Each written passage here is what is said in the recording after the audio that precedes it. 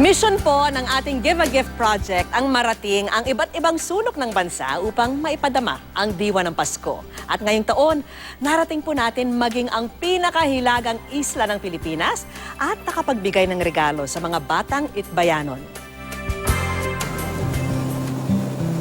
Ang isla ng Batanes ay nasa pinakahilagang bahagi ng Pilipinas at madalas daanan ng mga bagyo. Nito lamang Setyembre, napuruhan ang isla ng Itbayat ng bagyong Ferdy, ang sinasabing pinakamalakas na bagyo na tumama sa isla.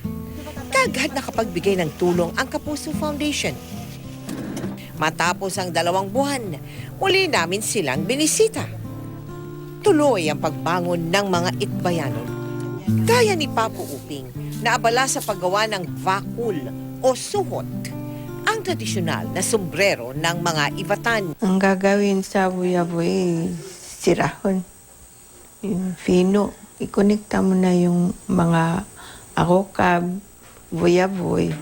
Naapektuhan man ang produksyon nito dahil napinsala rin ng bagyo ang mga material gaya ng buyaboy at ahukab.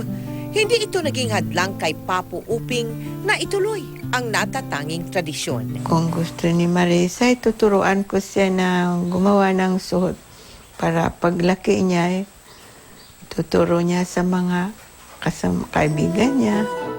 Sa ating pagbalik sa Itbayat, muli nating ipinadama na kaisa tayo sa kanilang bayanihan at sa pagdiriwang ng Kapaskuhan.